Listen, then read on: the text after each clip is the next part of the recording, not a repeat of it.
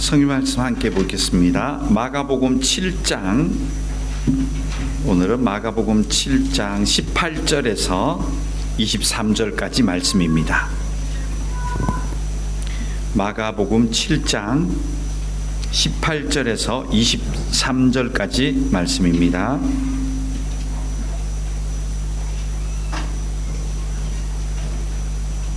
마가복음 7장 18절에서 23절까지입니다. 우리 하나님 말씀 함께 읽도록 하겠습니다. 예수께서 이르시되 너희도 이렇게 깨달음이 없느냐? 무엇이든지 밖에서 들어가는 것이 능히 사람을 더럽게 하지 못함을 알지 못하느냐? 이는 마음으로 들어가지 아니하고 배로 들어가 뒤로 나감이라. 이러므로 모든 음식물을 깨끗하다 하시니라. 또 이르시되 사람에게서 나오는 그것이 사람을 더럽게 하느니라. 속에서 곧 사람의 마음에서 나오는 것은 악한 생각 곧 음란과 도둑질과 살인과 간음과 탐욕과 악독과 속임과 음탕과 질투와 비방과 교만과 우매함이니 이 모든 악한 것이 다 속에서 나와서 사람을 더럽게 하느니라. 아멘. 다시 한번 기도드리겠습니다. 하나님, 오늘은 마가복음 7장 말씀을 함께 공부합니다. 말씀하여 주시옵시고 마가가 귀한 복음을 깨닫고 기록해 준 이 말씀이 우리가 잘 이해되어지고 적용되어 줄 수 있도록 주님 역사하여 주시옵소서. 예수님의 이름으로 기도드렸습니다. 아멘. 오늘은 마가복음 7장 말씀입니다. 이 7장 말씀에는 등장인물이 조금 특이합니다. 이제 본격적으로 7장 1절을 열어주세요. 여기에 등장하는 인물이 이제 나오기 시작하는데요. 누구냐 하면 바리새인들과 서기관이에요. 그런데 이 바리새인들과 서기관들이 누구냐 하면 예루살렘에서 왔답니다. 예루살렘에서. 굳이 예루살렘에서 왔다라고 하는 이유가 있어요. 굉장히 핵심, 공인할 수 있는 가장 큰 이 성전이 있는 곳에서 내려왔기 때문에 이 바리새인들과 서기관들은 곳곳마다 있었거든요. 회당 중심으로 있었는데요. 예루살렘에서 왔다는 것은 이 정통한 바리새인들과 서기관들입니다. 그들이 예수님의 소문을 익히 듣고 이제 거기까지 소문 났겠죠. 예수님에게 모여들은 겁니다. 그래서 와서 예수님의 무리와 무엇을 하시는지 지켜본 것 같아요. 이미 의도를 가지고 온 것처럼 느껴집니다. 쭉 보다가 5절에 보면 하나 이 문제점을 발견해내요. 이 사람들이 지적을 딱 하죠. 내용이 뭐냐면 이에 바리새인들과 서기관들이 예수께 묻되 어찌하여 당신의 제자들은 장로들의 전통을 준행하지 아니하고 부정한 손으로 떡을 먹나이까? 딱 걸렸어요. 뭐가 걸렸냐면 이 율법은 아니에요. 율법이 이 구약 성경인데요. 이것이 이제 바벨론 포로기 이후에 돌아와서 우리가 좀 제대로 살아보자 이런 운동이 일어나요. 그래서 그때 일어난 분들이 선지자들, 또 제사장급 사람들, 율법 능통한 사람들, 또 이런 분들이 포로기 이후에 이스라엘 사회의 지도자가 됩니다. 되어서 이분들이 우리가 성경을 너무 몰랐다 그동안. 그래서 우리가 포로도 갔다 오고 성전이 다 무너지고 이런 일을 당했으니까 이제 좀 제대로 좀 공부하면서 기도하고 다시 부흥을 해보자. 이런 부흥운동이 일어나요. 곳곳에서. 그때 이 성경을 연구하고 막 이 공부하고 했던 분들이 바로 바리새인들과 서기관들이 되는 겁니다. 그 좋은 거예요. 좋은 취지였고 목적대로 하면 좋은 사람들이었어요. 자, 그런데 이분들이 이제 이 성경을 풀어주면서 이걸 성문화시켜요. 문서화를 만드는 거예요. 성경 아닌 또 다른 행동 지침서를 만듭니다. 이게 굉장히 구체적으로 잘 만들었어요. 그러니까 뭐 미드라시라고도 하기도 하고요. 몇 가지 이름을 떼고 우리가 이름을 아시는 탈무드 있죠. 탈무드도 그때 이렇게 나오는 거거든요. 나중에 이 서기관들과 바리새인들에 의해서 탈무드가 나와요. 여러분 탈무드 너무 맹종하지 마십시오. 그건 복음이 아니에요. 탈무드는 그냥 생활 규범이에요. 그 원리를 올라가 보면 그 근본은 복음에서 나온 게 아닙니다. 사실. 아무튼 그래서 이제 이런 책들이 쭉 나와요. 근데 이것이 어느샌가 포로기 이후에 이스라엘 사회를 이 규례들이 다 지배를 해요. 왜냐하면 이제 임금이 더 없거든요. 왕이 없는 시대가 됐거든요. 그래서 이런 것들을 뭐라고 하냐면 옛날 성경, 우리가 세번역 전에는요 이것을 유전이라 그랬어요. 장로들의 유전, 그렇게 따랐단 말이죠. 근데 지금 세번역 되면서 이것을 장로들의 전통으로 바꿨어요. 잘 바꿨습니다. 제가 볼 때는 적절한 단어로 보입니다. 이 한글 성경 번역한 것은 이 전통을 얘기하는 거예요. 그 성경 얘기가 아니에요 지금. 이걸 구분하셔야 돼요. 바리새인들과 서기관들이 와서 예수님의 제자들이 바깥에 갔다 왔는데 뭐 물이 부족했는지 아니면 뭐 뽀독뽀독 안 씻었는지 모르겠어요. 근데 뭐 대충 씻었는지 배가 고프니까 급했는지 그냥 먹는 걸 본 거예요. 근데 봤더니 이 사람들 눈에 자기들이 알고 있었던 이 규례대로 정확하게 손을 안 씻었다는 거예요. 그래서 이 사람들이 이걸 시비를 거는 거죠. 그래서 그들이 얘기하는 게 장로들의 전통이라 하는, 이게 성경이 아니에요. 그들이 만들어 놓은 규범서입니다. 그래서 이런 전통에 의해서 너희 제자들은, 당신의 제자들은 도무지 제대로 안 하는 것 같다, 이렇게 지적을 딱 하는 거예요. 자, 예수님이 답변을 한번 볼까요? 6절에 예수님이 그걸 답을 하세요. 이 지적질에 대해서 예수님이 답을 하시는데 같이 읽어볼까요? 이르시되 이사야가 너희 외식하는 자에 대하여 잘 예언하였도다. 기록하였으되 이 백성이 입술로는 나를 공경하되 마음은 내게서 멀도다. 그러면서 어떤 성경을 딱 인용하냐면 이사야 성경을 딱 가져와요. 이사야 29장 3절 말씀. 이것을 성경을 딱 끄집어보면서 예수님이 이들을 무엇이라고 정의합니까? 여기 이미 답이 나와요. 뭐라고 정의하죠? 외식하는 자라고 딱 정의하세요. 그래서 우리가 바리새인들과 서기관들은 우리들 개념에 나쁜 사람들로 각인되어 있죠. 근데 이 나쁘다는 게 뭐냐 하면 내용이 나쁘진 않아요. 그런데 그들의 행동이 내용과 맞지 않다. 그래서 겉으로만 말씀을 따라 사는 것 같다라고 하면서 너희는 외식하는 자들이야, 이렇게 얘기하시는 거죠. 그래서 너희들이 얘기하는 게 틀린 건 아니다. 입술로는 나를 공경하되, 맞잖아요. 말하는 것, 말의 내용은 틀린 것이 아니다. 나를 공경하는 거 맞다. 이거 하나님의 입장에서 얘기하시는 거예요. 그런데 중요한 것은 마음인데, 마음은 나한테서 멀면서 그냥 외형적으로만 나를 공경한다, 이렇게 딱 정의를 하셔버려요.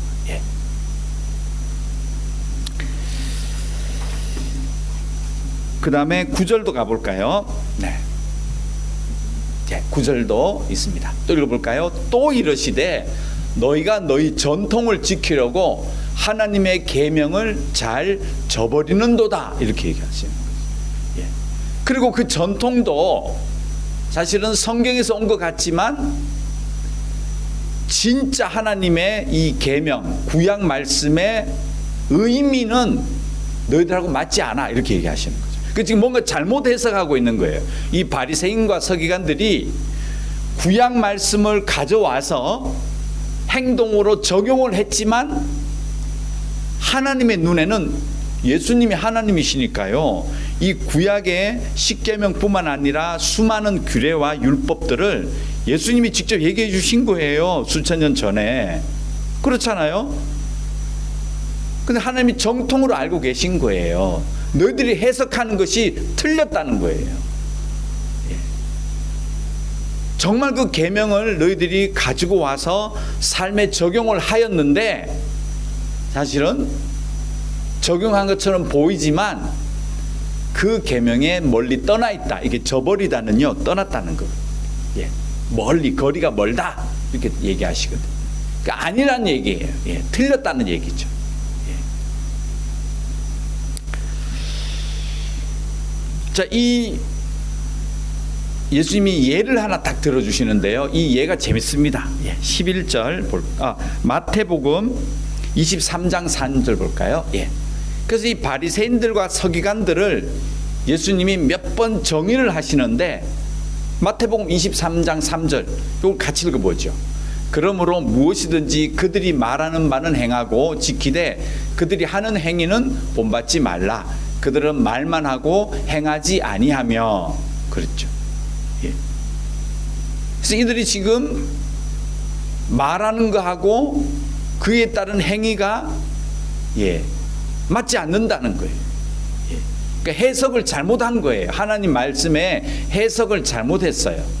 예. 하나님 말씀 말하는 거는 성경 구절을 가져와요. 우리가 신앙생활 하다 보면 그런 분 많이 만나잖아요. 어떤 자기 변명이나 자기 합리화를 할 때 성경 구절을 막 갖다 쓰시는 분들. 예. 이게 똑같은 말이에요. 예수님이 하신 얘기가 이거예요. 그 적재적소에 성경 구절을 갖고 오긴 하는데 그런데 이게 행위와 맞지 않는다. 적용을 잘못했다. 이렇게 얘기하신 거죠. 하나님 말씀은 틀리지 않잖아요. 정확하고 무오한 하나님 말씀 맞거든요. 근데 문제는 뭐냐면 이것을 우리 삶의 행동에 적용하는 그 적용의 과정이 그리고 적용이 틀렸다는 거예요. 맞지 않는다는 거예요. 어긋나 있다. 하나 더 볼까요? 23장 27절. 그래서 이렇게 정의해버려요. 예수님께서, 하나님께서. 읽어볼까요? 화 있을 진저 외식하는 서기관들과 바리새인들이여 회칠한 무덤 같으니 겉으로는 아름답게 보이나 그 안에는 죽은 사람의 뼈와 모든 더러운 것이 가득하도다. 이 정도면 다 정의가 되고 있죠? 이제 완전히 딱 정의하셨잖아요. 겉으로 보기엔 아름답다. 겉으로는 하나님 말씀을 인용해요. 구약을 인용한다고요. 율법을 인용하고 십계명을 인용하기도 하고 예수님 말씀을 탁 한 구절 갖고 와가지고 집에 걸기도 하고 수첩에 써가지고 다니기도 하고 말할 때 자기를 간증할 때 설명도 해요. 성경 구절로. 그런데 안 맞는 것도 있어요. 이게 성경적으로 이미 나와요. 예수님 시대에 이런 일을 지금 예수님 앞에서 지금 일어나고 있는 거예요. 조금 더 예를 예수님이 정확하게 들어주세요. 고르반. 자, 11절 볼까요? 이 이야기 고르반 얘기 아시죠? 읽어볼까요?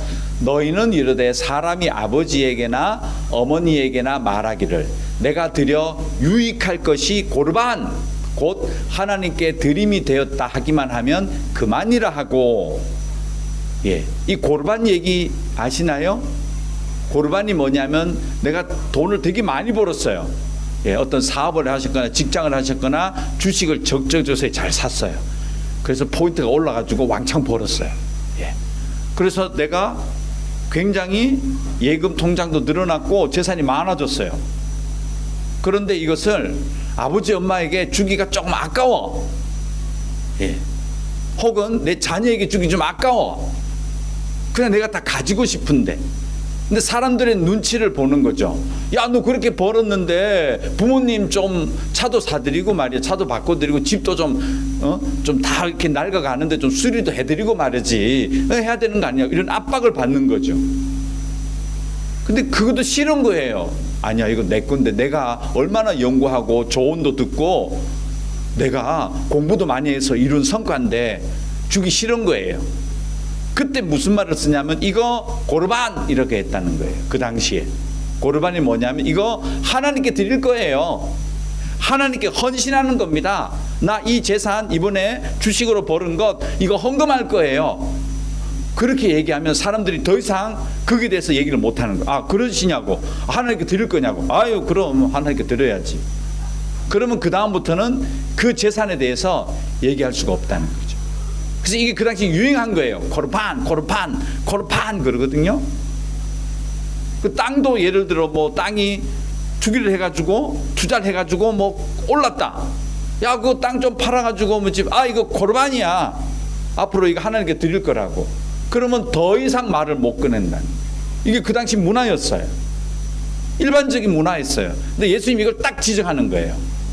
너희들 코르반 하나님께 헌신하는 거예요. 하나님께 드리는 헌물입니다. 이 자체가 말이 얼마나 아름다워요. 하나님의 것이라고. 난 하나님께 드리겠다고. 아, 그러냐고 사람들이 더 이상. 그럼 감히 어디 뭐 인간의 뭐 이런 관계 이거는 뭐 거론할 것도 아니잖아요. 하나님께 먼저 드려야지. 맞아. 그렇게 하는데 그 다음부터는 이 사람은 자유하게 되는 거예요. 부모에게 도리, 어려운 사람, 형편이 난처해진 사람 도울 필요도 없고 나눌 필요도 없고, 그때부터는 면죄부를 받게 된다는 거예요. 이거 예수님 딱 지적하는 거예요. 그거 가짜 아니냐고.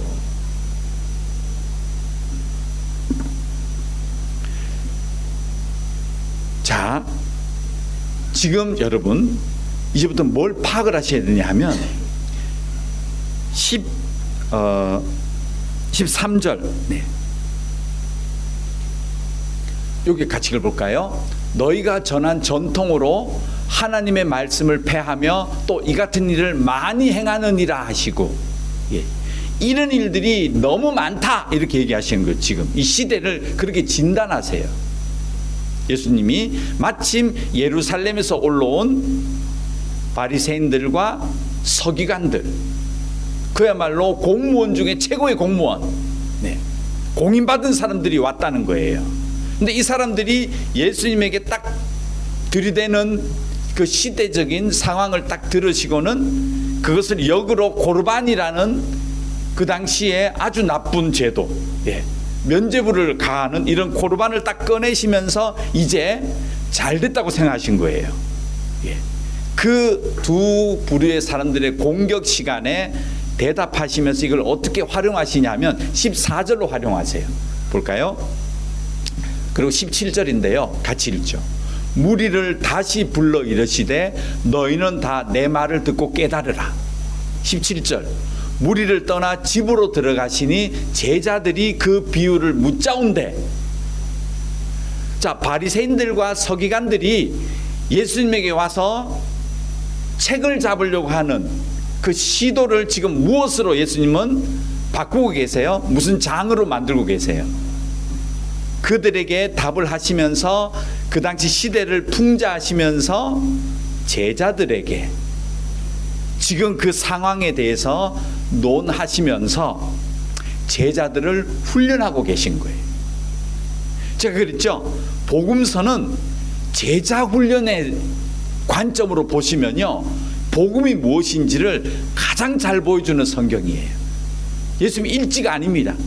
복음서는 복음에 관한 것들이고요, 나아가서 제자 훈련할 수 있는 좋은 교재예요. 즉 우리의 신앙 훈련할 수 있는 좋은 교재라는 거죠. 오늘 이 말씀도 지금 보면 이 구절이, 이 내용이 이렇게 휘어지고 있어요. 어디로 가고 있냐면 무리를 다시 불러 이르시되, 바리새인과 서기관들이 아니에요. 여기에 듣고 있던 제자들과 제자들을 따르는, 예수님을 따르는 많은 무리들을 이 비유를, 고르반 비유를 가지고 얘기하시는 거죠. 내 말 들어보라고. 자, 이거 봐봐. 그리고 무리를 떠나서 집으로 들어가시니 제자들이 그 비유를 묻자온대. 제자들에게 더 이 비유를 풀어가지고 더 상세하게 훈련을 시키세요. 이유는 뭐냐? 예수님은 제자들을 부르시고 훈련시키는 목적이 하나 있었습니다. 그들이 주는 그리스도시요 살아계신 하나님의 아들이십니다라고 구원받는 것뿐만 아니고, 성령 시대는 어떤 시대라고요? 복음이 예루살렘에 가서 성전을 보는 시대가 아니고 사람과 사람을 통하여, 입과 입을 통하여 복음이 전달되는 시대, 이게 예수님 시대거든요. 그래서 사람을 부르시고 보냈단 말이죠. 가서 복음을 전하라 하셨단 말이죠. 그러면 지금 오늘 이 제자들 다시 부르세요. 그리고 집에 들어가셔가지고 조금 전에 있었던 바리새인과 서기관들의 이야기, 거기서 예수님이 그 당시 유행했던 고르반 이야기, 이 이야기들을 제자들에게 꺼내는 이유가 뭐겠습니까? 목적이 뭐겠습니까? 제자들이 전도해야 될 대상자들의 지금의 상황이에요. 지금 제자들은 생각해 보십시오. 그 당시 제자들이 가야 될 곳은 먼저 유대인이에요. 선교사가 아니에요. 예수님이 제자들을 불러가지고 저 북쪽 코카사스 산맥을 넘어서 러시아, 또 인도, 저 밑에 아프리카, 나이지리아를 넘어서 아프리카, 유럽, 여기가 아니었어요. 그들이 전하고 사람과 사람으로 복음을 전해야 될 곳은 유대였습니다. 유다 땅이었어요. 온 유다와 사마리아와 땅끝까지 그 범위의 범주에 처음으로 그 제자들이 만나야 되는 대상은 유대인이었습니다. 그렇죠?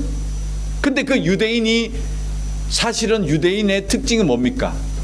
소위 말하는 창세기부터 시작된 하나님의 선민의식을 갖고 있는, 구약 성경을 잘 알고 있었던 바리새인과 서기관 같은 사람들을 만나야 되는 거예요. 이미 성경에 능통한 사람들에게 가서 복음을 전해야 돼요. 이거 어떻게 해결할 거예요? 그래서 사실은 이 사복음서의 내용들이 굉장히 격해요. 죽은 자를 살아나고, 병자가 막 고쳐지고, 귀신들이 막 쫓겨나가, 이 강하게 훈련하세요. 그리고 대부분은 예수님이 구약 성경을 그들에게 가르쳐요. 제자들에게. 이유는 그들이 처음으로 만나고 복음을 전해야 되는 사람들이 전부 유대인이었어요. 오늘 바리새인과 서기관들도 사실 누구의 대상입니까? 예수의 복음을 전해야 되는 대상자들이에요. 고르반, 하나님께 드리기만 하면 하나님께 드리는 성물이다, 모두 얘기하지 못하는 그런 고르반이 그 사회에 유행하고 있었는데, 그런 사회에 들어가서 복음은 이것입니다라고 해야 되는 제자들의 선교 현장이에요. 강하게 키우셨어요. 예. 그런 관점에 보세요.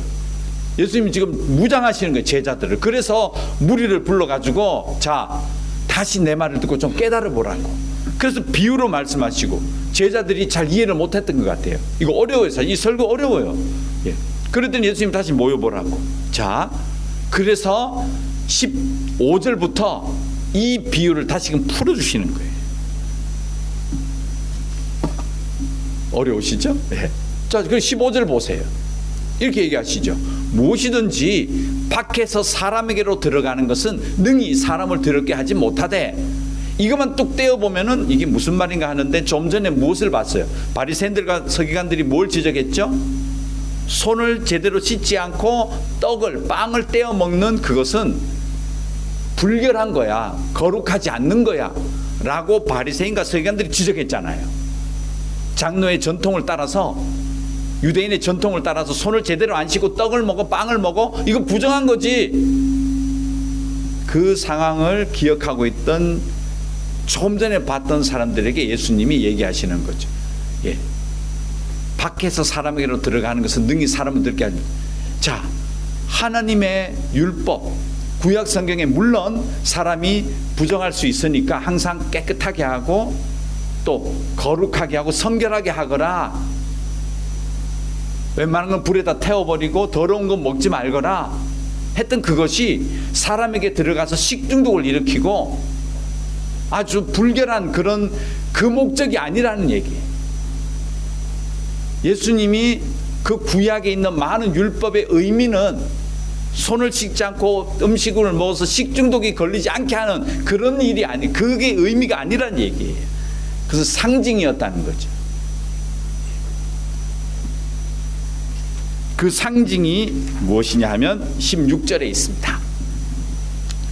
볼까요? 사람 안에서 나오는 것이 사람을 더럽게 하는 것이니라 하시고, 예. 그리고 20절 가볼까요? 오늘 본문입니다. 설교 본문. 예. 볼까요? 또 이르시되 사람에게서 나오는 그것이 사람을 더럽게 하느니라. 속에서 그 사람의 마음에서 나오는 것은 쫙 배열하셨죠. 예, 제가 다 나열하기에도 너무 많기 때문에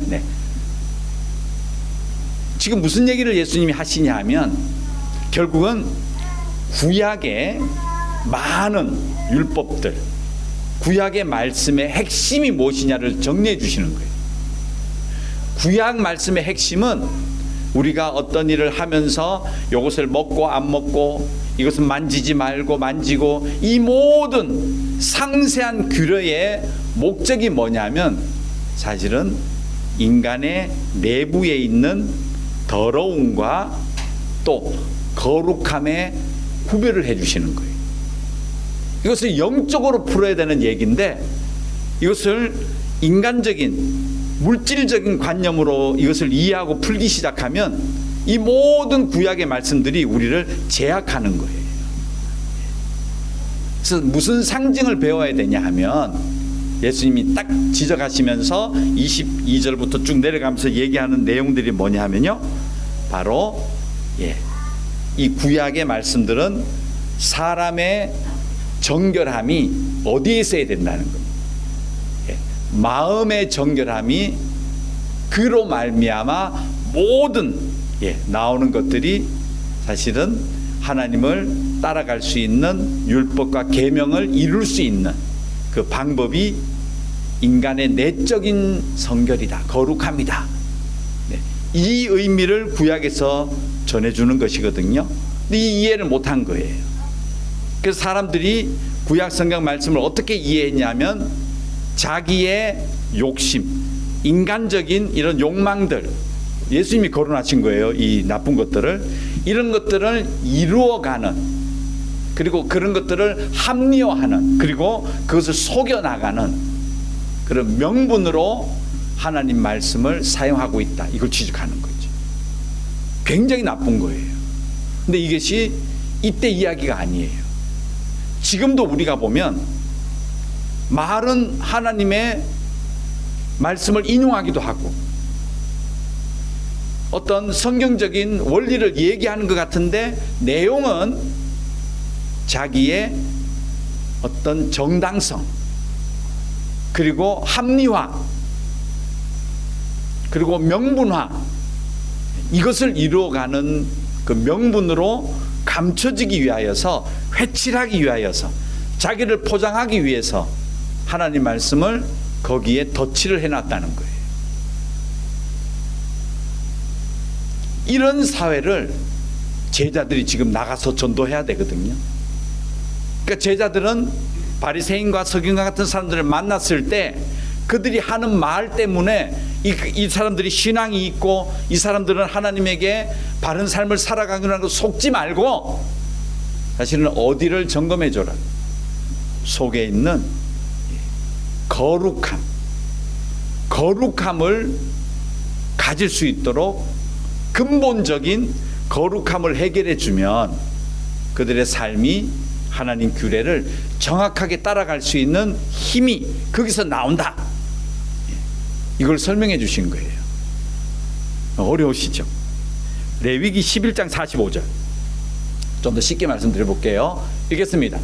나는 너희의 하나님이 되려고 너희를 애굽 땅에서 인도하여 낸 여호와라. 내가 거룩하니 너희도 거룩할지어다. 아멘. 여러분, 출애굽을 시킨 목적은 딱 하나였어요. 그들이 노예 생활에서 해방이 아니고요, 부정에서 거룩한 자로 세워주는 목적입니다. 그 땅에서는 거룩함을 유지할 수 있는 그런 조건이 아니고요, 거룩함을 잃어버릴 수 있는 조건이 너무 많았거든요. 그래서 그들을 끄집어내어서 광야길을 걷고 하나님 말씀으로 다시금 재조정해주는 그 일들은 거룩한 존재로 만들기 위함이라는 것입니다. 즉 그들의 근본적인 속에 있는 것들을 거룩함으로 바꿔주기 위해서 하나님이 출애굽을 하였고 인도하였고, 그리고 그 거룩한 사람들의 생활 기준이 하나님의 계명입니다. 십계명은 십계명을 지켜서 거룩한 것이 아니고요, 거룩한 내적으로 아까 보셨던 그런 더러운 것들을 제거하고 거룩한 영혼이 되었을 때 기준점으로 걸어갈 수 있는 삶의 방향이에요. 삶의 지침이지 우리를 거룩하게 만들어내는 수단이 아닙니다. 그런데 이것을 이 당시 사람들은 거꾸로 알았던 거죠. 속이야 어떻든 겉으로 하나님 말씀을 덕질덕질하면 그것이 우리를 거룩하게 하고 바른 모습으로 보여지는 그 사회에서 인정받게 되는 그런 삶인 줄 알았어요. 근데 예수님이 딱 건드리시는 거죠. 저 속에 더러운 것이 있다. 저것을 제거하지 않으면 내 규례는 절대로 지키지 못한다. 역으로 생각해 보면 그 속에 거룩함이 있는 영혼은 하나님의 말씀의 규례가요, 무거운 짐이 아니고 우리를 억누르는 그런 조건이 아니고요, 내가 삶을 살아가야 되는 지향점이에요. 우리 삶의 목적이에요. 방법이 되는 거예요. 너무 좋은 거예요. 그래서 고르반, 하나님에게 드리는 자는요, 하나님에게 진심으로 드릴 수 있는 자는요, 부모도 공경해요. 부모의 소중함을 아는 자가 하나님도 공경할 수 있는 거죠. 어려운 사람을 도울 수 있는 자가 고르반, 하나님께도 드릴 수 있는 겁니다. 이게 맞지 않았던 거예요. 그래서 그런 사회를 만들어 달라고 지금 제자 훈련을 하고 계신 거죠. 요한복음 17장 19절 예수님 말씀 들어보죠. 읽습니다. 또 그들을 위하여 내가 나를 거룩하게 하오니 이는 그들도 진리로 거룩함을 얻게 하려 함이니이다. 예수님이 세상 오신 목적이에요. 예수님이 거룩함으로 진리로 세상 모든 사람들을 거룩한 존재로 만들어주는 것. 우리가 그냥 단순히 예수 믿고 구원받고 그 정도가 아니에요. 진리로 거룩함을 얻게 하는 것. 그리고 그 거룩함을 얻은 영혼은 하나님의 말씀을 따라서 살아갈 수 있는 동력이 생기는 겁니다. 이 거꾸로 된 사회를 이 제자들이 지금 살아갔던 거죠. 이게 우리 오늘날도 제가 볼 때는 복음을 전하기에 가장 큰 장애물이에요. 뭐 그 나라가 공산국가든 그 나라가 뭐 불교가 많건 이슬람이 이게 중요한 게 아니에요. 가장 큰 복음의 적은요, 우리의 이 하나님 말씀으로 거룩하게 된다는 그 기준이 아니고요, 우리의 삶으로, 행함으로 우리가 바르게 될 수 있다는 그 아주 나쁜 진리가 세상에 만연하는 겁니다. 그리고 그것을 이루어 가는데 하나님의 능력도 사용하고 하나님의 율법도 끌어다 쓰고 하나님의 도우심도 구하고, 그 개념이 제가 본 가장 복음을, 진실한 복음, 순전한 복음을 전하지 못하게 하는 가장 큰 장애물입니다. 그리고도 신앙생활을 하면서도 이 장애물 때문에 바른 신앙생활하지 못한 그런 어떤 장애물이 아닐까 생각을 해봅니다. 요한복음 6장 69절 볼까요? 제자들의 공부는 이랬습니다. 읽어보죠. 우리가 주는 하나님의 거룩하신 자이신 줄 믿고 알았사옵나이다 그랬죠. 이거 굉장히 칭찬받거든요, 제자들이. 그런데 예수님에게 훈련받은 자들의 진정한 제자들의 고백이 이거예요. 주는 하나님의 거룩하신 자이신 줄을 믿고 알게 되었습니다. 이게 제자 훈련의 목표예요. 하나님을 믿고 알게 된 거예요. 근데 뭘 알게 되느냐? 거룩함이 뭔지를 구별하기 시작해요. 복음은 거룩함이에요. 한 구절만 더 보고 마치겠습니다. 마태복음 5장 17절 읽어볼까요? 내가 율법이나 선지자를 폐하러 온 줄로 생각하지 말라. 폐하러 온 것이 아니요 완전하게 하려 함이라. 아멘. 제가 지금 시대 구분을 구약 시대 때 또 예수님 시대 때, 성령 시대 때 자꾸 구별하기 때문에요. 이 성령 시대 때, 예수님 시대 때는 이제 구약의 모든 말씀과 그런 어떤 율법과 어떤 규칙들이 의미가 없느냐? 절대 아니에요. 절대 그렇지 않습니다. 오히려 신약시대 때 복음으로 우리 마음이 예수를 통하여 진리로 거룩함을 입으면, 그때는 구약이 어떻게 보이냐 하면요, 우리 인간을 어떤 규제하는 제약이 아니고요, 우리 삶의 기준점이 되기 시작하는 거예요. 예. 그래서 십계명도 무엇을 하지 말아가요, 우리 행동을 제한하는 것이 아니고요, 진리로 거룩함을 입으면 십계명이 어떻게 보이는 줄 아세요? 열심히 노력해야 될 목표로 보입니다. 신앙의 기준점이 되는 거예요. 예. 우상을 섬기지 마세요, 여러분 다른 종교 가지 마세요 할 필요가 없어요. 우리가 진리로 거룩하게 되면 하나님만 바라봐요. 우리가 진리로, 예수의 진리로 거룩함을 입으면 부모가 내가 목숨을 바쳐 공경해야지가 되는 거예요. 이게 똑같습니다. 이웃도 이웃으로 보이지 않는 거예요. 이웃의 것을 탐하지 않고, 뭐 거짓 증거하지 마, 이게 거짓말 하지 말아야지, 얘기할 필요가 없어요. 이걸 가르칠 필요가 없어요.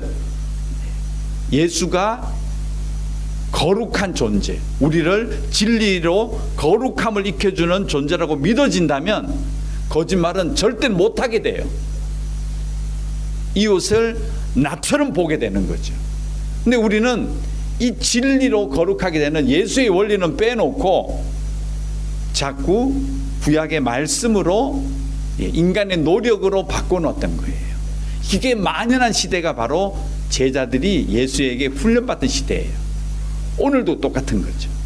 그래서 예수님은 고르반 이 얘기하시면서 결국 하반절에 뭘 얘기하세요? 예. 인간의 행동, 죄의 습성 쫙 열거해 주시잖아요. 그 행동의 습성 때문에 하나님 말씀까지도 왜곡하고 자기 좋은 쪽으로 사용하기도 하고 인용하기도 하고 자기의 못된 행동을 말씀으로 가려버리기도 하고, 요걸 딱 지적하시는 거예요. 쉽지 않은 내용이었지만 중요한 내용입니다. 이 제자들이 그 당시, 제가 이렇게 생각해 보면 차라리 저희가 더 복음 전하기 좋아요. 전혀 모르는 사람들에게는 예수 믿어보세요 하겠는데, 구약 성경을 줄줄 외우고 있는 사람들에게 어떻게 복음을 전할 거예요? 무슨 일을 해도 전부 성경 갖다 대는데 어떡하실 거예요? 그때 무엇을 갖다 대야 되냐면 정말 진리로 거룩한 존재가 되었는가, 예수님으로 말미암아 내면이 거룩함을 입었는가. 제자들이 그걸 먼저 요구하셨고, 세상에 나가서도 그런 어떤 예수님이 그 시대를 돌파할 수 있는 결정적인 힘이 뭐냐 하면 예수가 거룩하신 분이다. 그리고 나도 거룩한 존재가 되어야 된다. 그리고 거룩한 존재가 되어지면 모든 하나님 말씀이 새롭게 분석이 되어지고요, 그리고 회칠한 사람이 아니고요, 아픈 그대로, 상처받은 그대로 하나님 앞에 서는 것이 더 중요한 거죠. 그런 제자들을 만들어 달라고 오늘 이 제자 훈련을 하고 있는 것을 보게 됩니다. 오늘 말씀 여러분 쉽지 않았으리라고 충분히 생각되어지는데요, 오늘 말씀만 기억하시고요, 7장 1절부터 23절까지 다시 한번 천천히 읽어보세요. 제가 설명드렸던 그 관점으로 성경을 보시면 과연 예수님 시대 때만 그랬을까? 저는 오늘날이 더 그런 시대 같아요. 그래서 여러분들이 교회 온다고 거룩한 존재가 아닙니다. 예수로 거룩해야 됩니다. 성경을 안다고 다 거룩하지 않습니다. 진리로 거룩함을 입은 자가 성경을 보셔야 돼요. 그러면 성경이 전혀 다른 관점으로 여러분에게 힘이 되어져서요, 여러분 나아가셔서 이제 세상으로 다 지금 돌아가셔서요, 여러분 속에 있는 거룩함으로 사람들을 대하시고 만나시고 복음을 전하시는 그런 여러분과 제가 되어지기를 간절히 소망합니다. 기도하겠습니다. 하나님 감사합니다. 고르반의 시대에 우리는 진심으로 무엇을 추구해야 될 것인지 저들에게 말씀해 주신 것을 감사합니다. 사랑하는 우리 믿음의 식구들, 우리 속에 있는 거룩함을 회복케 하여 주시옵시고 거룩함을 유지하게 하여 주시옵시고 진리로, 예수 진리로 거룩할 수 있는 저희 모두가 되게 하여 주시옵소서. 예수님의 이름으로 기도드렸습니다. 아멘.